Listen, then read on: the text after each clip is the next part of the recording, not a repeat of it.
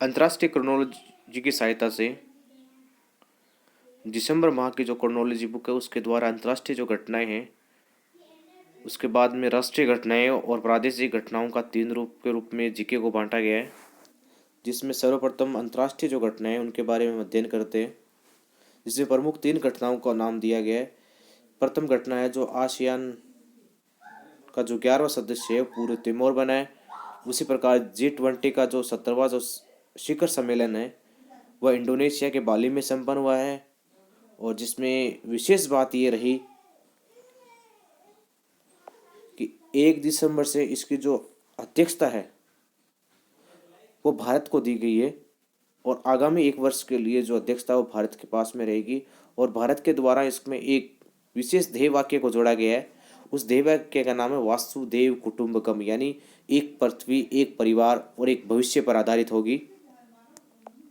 G20 का विशेष मुख्य उद्देश्य है वैश्विक जो तापमान है, इसकी में जो मीटिंग है विशेष वैश्विक तापमान को कम करना और सतत विकास के मूल्यों को प्राप्त करना है। विशेष इसका जो उद्देश्य है वो यही है। और तीसरी जो महत्वपूर्ण घटना है वह है रिंग्स ऑफ फायर क्षेत्र। रूस के जो रिंग्स ऑफ फायर क्षेत्र में है उसमें फिलहाल दो ज्वालामुखी के विस्फोट हुए हैं। उन विस्फोटों में जो विस्फोट हुआ है वो कामचटका प्रायद्वीप पर हुआ है। तो विशेष अंतर्राष्ट्रीय क्रोनोलॉजी के सहायता से तीन महत्वपूर्ण बातों को हमने देखा। प्रथम बात हमने देखी थी कि जो आसियान है उसका जो 11वां सदस्य है पूरे तिमोर को बनाया गया था। पहले 10 सदस्य थे। उसके बाद में G20 का जो शिखर सम्मेलन था वो इंडोनेशिया के बाली में संपन्न हुआ। और तीसरी महत्वपूर्ण बात है रिंग्स ऑफ फायर क्षेत्र में जो रूस का था उसके जो प्रायद्वीप में अभी हाल ही 2 ज्वालामुखी विस्फोट हुए, जिनमें महत्वपूर्ण कामचटका प्रायद्वीप में हुआ। इसके बाद में हम चर्चाओं को देखेंगे राष्ट्रीय परिदृश्य के अनुसार, यानी भारत के क्षेत्र में किस प्रकार की जो घटनाएं घटित हुई है उन पे आधार पर। प्रथम चर्चा करते हैं हम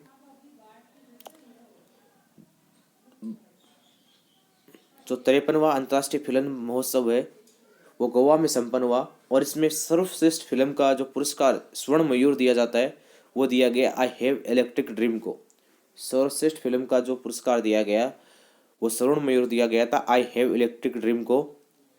सेकंड नंबर, भारत ने G20 के लोगो और वेबसाइट का जो अनावरण किया है उसमें 4 रंगों का एक विशेष ध्वज बनाया है, जिसमें 3 रंग तो तिरंगा से हैं और चौथा रंग नीला रंग लिया गया है, जिसमें 4 रंग हो गए केसरिया, सफ़ेद, हरा और नीला। नंबर 3 बात है दक्षिण भारत की पहली और भारत की 5वीं वंदे मातरम ट्रेन का अनावरण बेंगलोर से किया गया। ये जो वंदे मातरम ट्रेन होगी वो दक्षिण भारत की प्रथम ट्रेन मानी जाएगी। नंबर 4, कर्नाटक पहला राज्य होगा जिसने भारत गौरव योजना के तहत भारत गौरव काशी ट्रेन का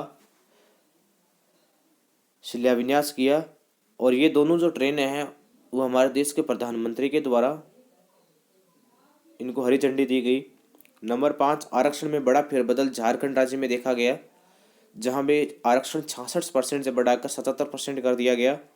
नंबर 6, इसरो ने भारत का पहला जो प्राइवेट रॉकेट लॉन्च है उसका सफल परीक्षण किया गया, और जिसका नाम विक्रम में रखा गया, तथा जो एक मिशन था जिस मिशन के अंतर्गत हुआ था उस मिशन का नाम प्रारंभ रखा गया।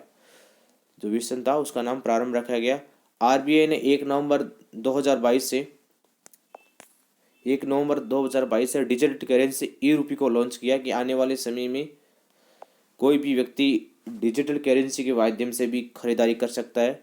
नंबर 8, देश का सर्वोच्च पुरस्कार मेजर ध्यानचंद पुरस्कार, जो पूर्व में राजीव गांधी खेल रत्न के नाम से जाना जाता था, इस बार 2022 का शरद कमल अंकिता को दिया गया।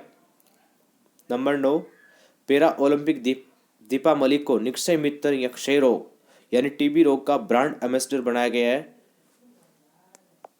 अरुण गोयल भारत के नए चुनाव आयुक्त होंगे, और देश में 50वें नंबर के न्यायाधीश जस्टिस धनंजय यशवंत चंद्रचूड़ ने शपथ ग्रहण की।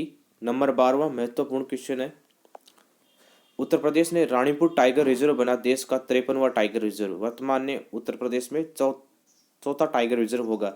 यानी अब देश में जो टाइगर रिजर्व की संख्या है उनकी संख्या 53 होगी।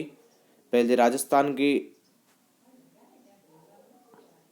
में टाइगर रिजर्व के बाद में ये नया टाइगर रिजर्व बना है और ये टाइगर रिजर्व है उत्तर प्रदेश के रानीपुर क्षेत्र में है और ये देश का 53वां टाइगर रिजर्व होगा। अब राजस्थान परिदृश्य के अनुसार देखते हैं महत्वपूर्ण खबरों को, जिसमें चर्चा में रही विशेष खबर मुख्यमंत्री बाल गोपाल योजना एवं मुख्यमंत्री निःशुल्क यूनिफॉर्म वितरण योजना का शुभारंभ किया गया था जयपुर से 29 नवंबर 2022 को, जिसके अंतर्गत एक विशेष बात थी कि कक्षा 1 से 8 तक के छात्र छात्राओं को सप्ताह में 2 दिन मंगलवार और शुक्रवार के दिन दूध का वितरण किया जाएगा। और G20 की सेकंड नंबर जो बैठक है राजस्थान के उदयपुर में की गई और जिसकी अध्यक्षता भारत के जो शेरपा थे अभिकांत दास के द्वारा की गई। भारत और ऑस्ट्रेलिया का युद्धाभ्यास किया गया। बीकानेर के फील्ड फायरिंग रेंज में शुरू हुआ। उसी प्रकार हर साल की भांति दिव्यांगजन सशक्तिकरण के लिए अलवर जिले के कलेक्टर को मिला राष्ट्रीय क्षेत्र राष्ट्रीय पुरस्कार। चर्चा में रहा अलग जिला कलेक्टर। इसी कारण से नंबर 5 डेफ ओलंपिक के पदक विजेताओं को 7 करोड़ की राशि का वितरण राजस्थान की तरफ से दिया गया, जिसमें बैडमिंटन में 2 स्वर्ण पदक प्राप्त किए राजस्थान ने। अभिनव शर्मा और गौरांग शर्मा को 3-3 करोड़ रुपए और राइफल शूटिंग में कांस्य पदक विजेता वेदिका शर्मा को 1 करोड़ की राशि प्रदान की गई। नंबर 6 केसर सिंह बारट जीव पनोरमा भीलवाड़ा के शाहपुरा में तथा हमराज भगत की पनोरमा को चित्तौड़गढ़ के दौलतपुरा गांव में बनाया गया। तो राजस्थान के संदर्भ में विशेष 5 बातें महत्वपूर्ण रही। प्रथम बात के देखे जाए तो मुख्यमंत्री बाल गोपाल योजना एवं मुख्यमंत्री निःशुल्क यूनिफॉर्म वितरण योजना, जिनका शुभारंभ जयपुर से 29 नवंबर 2022 को किया गया।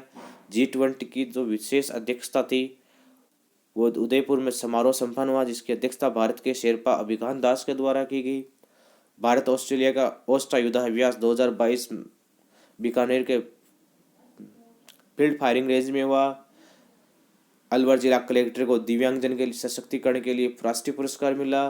डेफ ओलंपिक में राजस्थान ने 3 मेडल प्राप्त किए, जिसमें 2 स्वर्ण अभिनव शर्मा और गौरांग शर्मा को और कांस्य पदक वेदिका शर्मा को दिया गया और 2 पनोरमा का उद्घाटन किया गया। केसर सिंह बारट की पनोरमा भीलवाड़ा में और हमराज भगत की पनोरमा चित्तौड़गढ़ के दौलतपुरा गांव में बनाएगी। आप सभी को धन्यवाद।